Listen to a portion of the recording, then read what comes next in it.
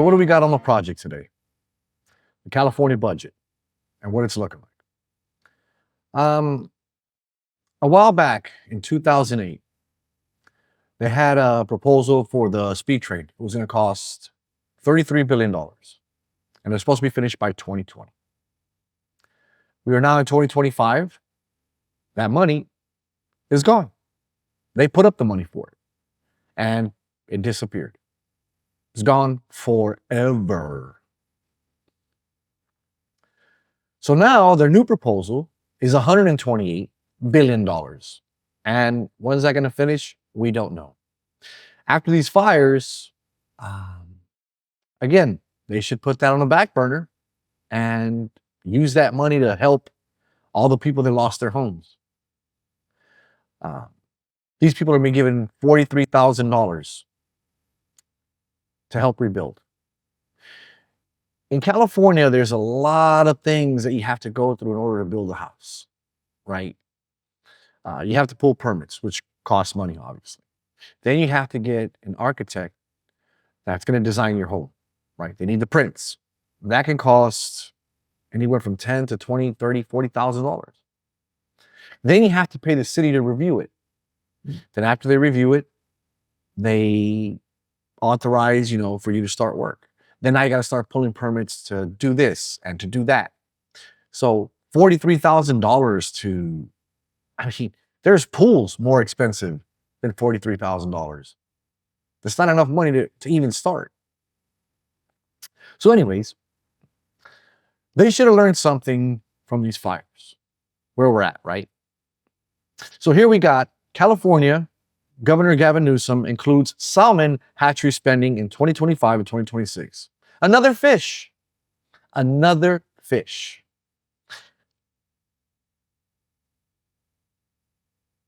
California Governor Gavin Newsom has proposed a 2025 through 2026 state budget with $322 billion in spending, including funding for the state's salmon populations and hatcheries. Here we go again. We will continue to access the state's ongoing fiscal position and include appropriate adjustments, Newsom said in a statement. I look forward to working with new and returning members of the legislature on a final 2025-2026 budget that assures California is a strong economic future well into the 21st century. Despite USD $17 billion more in revenue than expected, spending on the state's fisheries and hatcheries remain largely flat. The budget includes $30 million in funding for the state's hatchery and inland fisheries fund, remaining essentially flat from the previous budget. The department currently manages 21 fish hatcheries. The governor's plan also includes $1.7 million in special funding for improving the Silverado Fisheries Base and the Fish Springs Hatchery.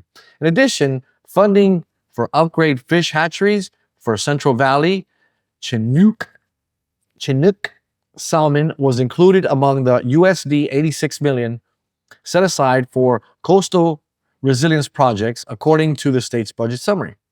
The governor has also proposed a series of investments in climate resilience by pulling money from the state's 2025-2026 climate bond, including spending $8.5 million on removing obsolete dams and increasing habitat connectivity and building climate resilience for culturally and economically important fisheries. Important. I'm sorry. I'm not against, helping animals and fish, and you get the point. After these fires, we live next to an ocean where we have plenty of water. We didn't even have water, right, to put out these fires. And again, they want to put money back into the same thing that caused the problem to begin. They just don't listen. Hopefully this will change, but, because, Democrats are about change, but I highly doubt that's going to happen. Now, I'm going to play a clip for you and show you what their plan exactly is. This week, Governor Gavin Newsom touted his balanced budget proposal. He says we have a modest surplus. Well, if you believe that, man, you're a fool.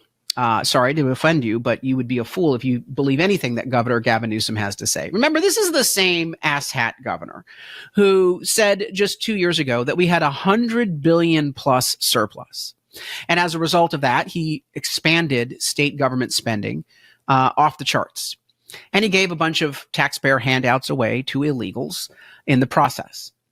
Well, in the span of just 7 months, that $100 billion plus surplus turned into $30, $40, $50, $60 billion, depending upon how you score it, in red ink deficits.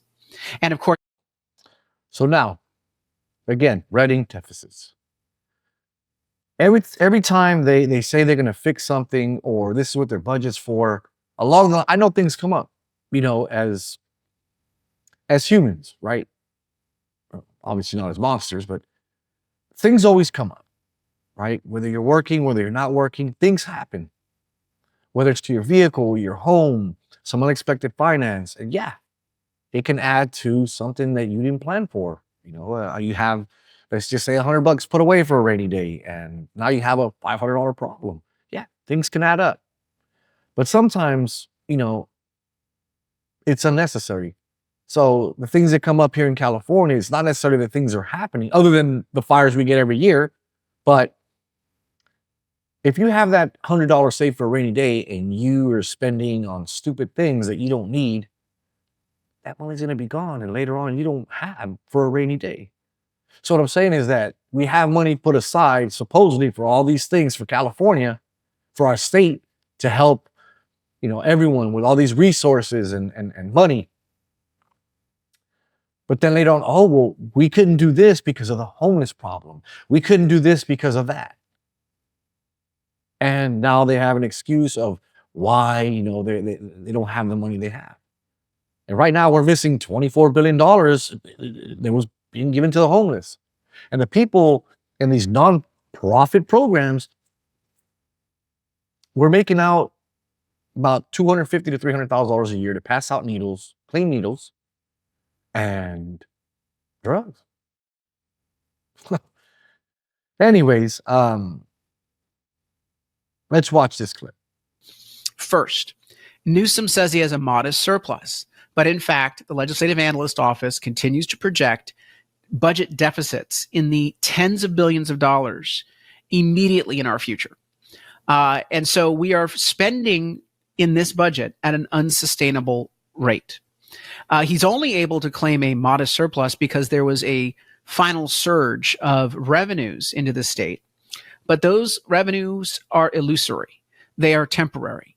And I'll spend more time talking about that in just a moment. What we are seeing in the budget is explosive spending.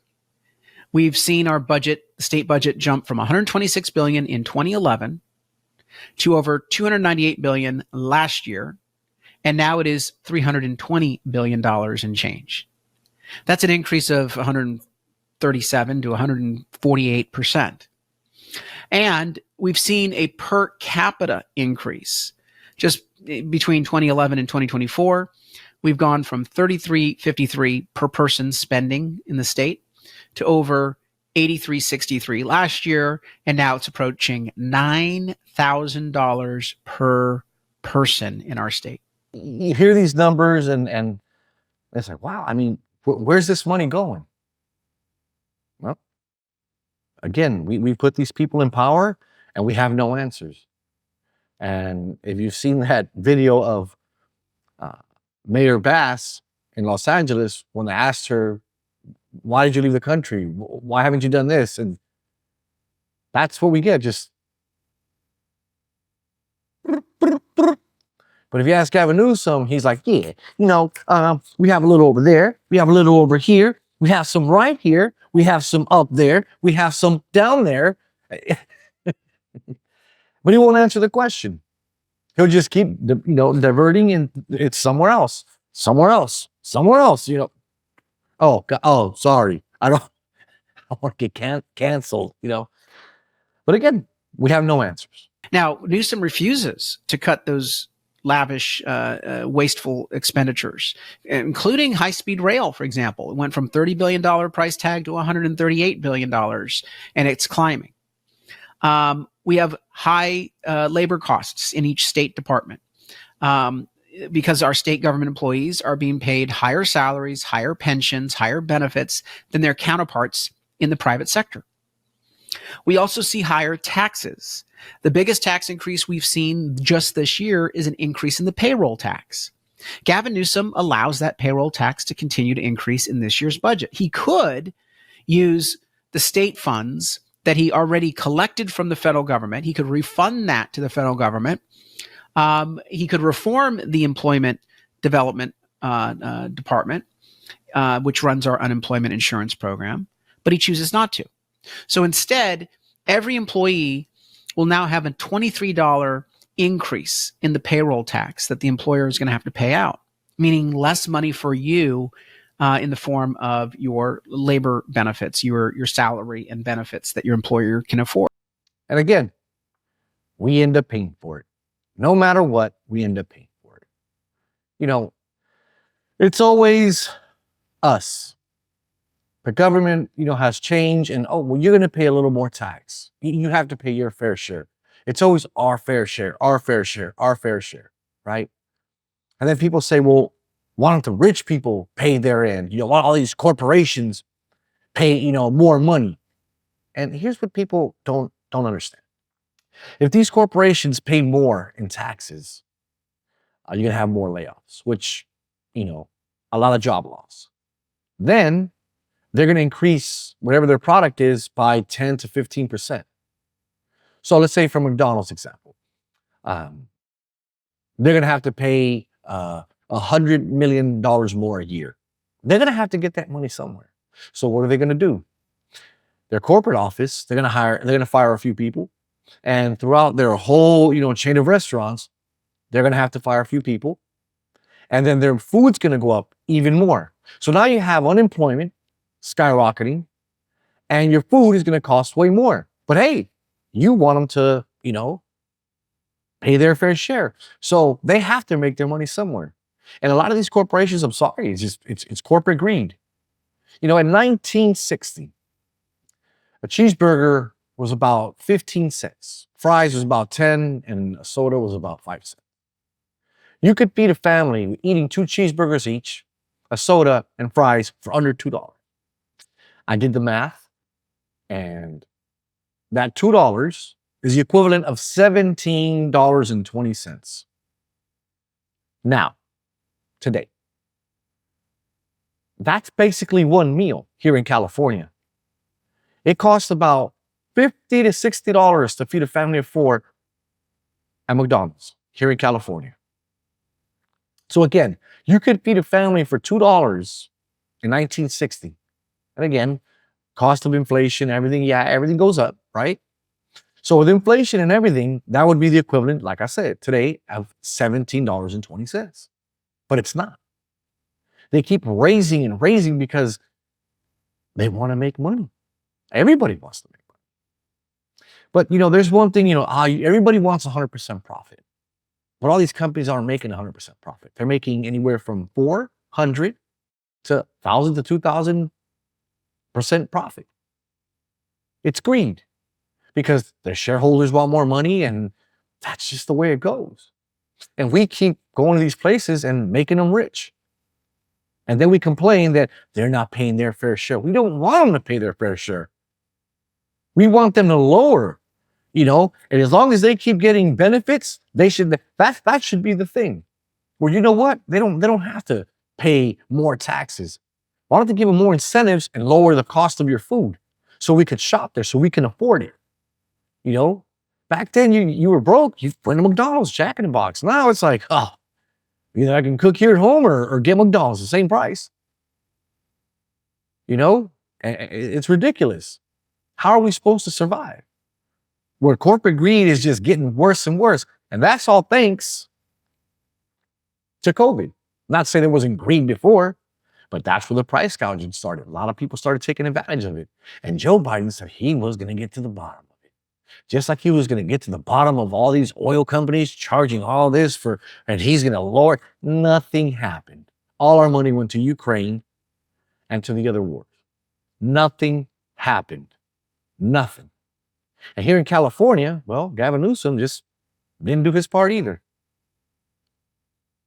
Gas $5 out here. Well, it's a little lower right now, but it's getting back to $5. And they just passed a law here in California. Hopefully Trump can overturn that in the next year. It's going to go up $2 because of our emissions or whatever excuse they're using now. So that means if the gas goes down, the price of the barrel goes down, we're still going to pay more. Trump just said he's going to talk to, I forgot what country, about lowering the oil. So let's just say it's $80 right now a barrel, and he get it down to 55. And let's say gas everywhere now is $1. Okay. That means here in California, it's going to drop to about $3. But still within that year, we are going to pay $2 more in taxes for gas. So within a year, we'll be back up to $5. So yeah, some of these companies are greedy, but so is our government. And part of our government anyways. They have to make up what they lost somewhere. And guess who has to pay for it? We're only giving what people get in other states. I mean, Lord knows people are fleeing the state of California in record numbers. It's not like they're terrified of lower services in other states because they're moving to those other states, for goodness sakes. So I believe a complete tooth to tail, top to bottom review of our budget is needed. And if we do that with honest accounting, we will produce a balanced budget without those tax increases, without draconian service cuts. We will actually be able to restore and safeguard the core services because we get rid of the wasteful spending in our state budget. And there you have it. And this guy that I showed you, Carl DeMayo, I think his name is, he works for the state of California. He's in legislation in San Diego. So he deals with them on a daily. He knows everything he's talking about. You know, this is his job, you know. And it's just, he shares a lot. I advise you to check him out. But he shares a lot on what's going on here in California, right? He's an insider, so that helps. But check out this last clip, and we'll have our final say. California's budget and state house under scrutiny as wildfires continue to burn through Los Angeles. Eyewitness News reporter Will Silverstein spoke with Central Valley Congressman Vince Fong about how he hopes the state alters its budget moving forward. Governor Newsom has an unfortunate history of misplaced budget priorities, especially when it comes to fire prevention in our state. Governor Gavin Newsom's budget has been sent to the state legislature in the midst of Los Angeles' deadly fires. The focus of the budget for many is on fire prevention and forest management. The new $322 billion fiscal plan sees new funding going to that forest management, fire resource allocation, and firefighting hiring capabilities. While the investments are a start, Vince Fong thinks more money can be invested in fire prevention through a redirection of cap and trade funds. The governor is spending nearly $1 billion every single year through cap and trade on this mismanaged high-speed rail system. Now, cap and trade works by taxing companies that emit too much carbon. Those funds are allocated like this: $912 million for high-speed rail and only $81 million in fire prevention grants here in California. At a Monday press conference before the fires, Eyewitness News asked the governor if he could have moved funding from high-speed rail to oil drilling and infrastructure to relieve record costs at the pump. He said this: "It's an absurd assertion. Something that's not built yet and people are suffering in the meantime right now." Yeah, no, that's why we're doing all kinds of things in the immediate. We can talk about billions and billions of additional dollars in this county for a green energy project, hydrogen projects, the work we're trying to do on carbon capture. You know, because that's what we're doing here. You feel me? That's what we're doing. Billions and billions. These are the kind of answers that we're getting from our governor. You know, he's, yeah, hell yeah. You know what I'm saying? And like, who's he fooling? Right? Like, again, why can't we do this? Why can't we do that? And the answers they're being, you know, oh, well, it's because, did I tell you I have an animal? Did I tell you I have a dog? That's, He just tries to sidetrack you with something else. In the wake of the fires. Should Mayor Bass and should Governor Newsom face recalls? Well, I think they're going to have to answer to the public. I mean, we are looking at tremendous mismanagement. Should they receive recalls? It's happening as we speak right now. I don't know too much about Bass, but do some research. That's for another video. And Gavin Newsom, they already have the ball rolling. And again, that's for another video. I will bring it up to you soon as I do my research. But that's what we have today for this project. So again, thank you for watching. Subscribe, like, and comment.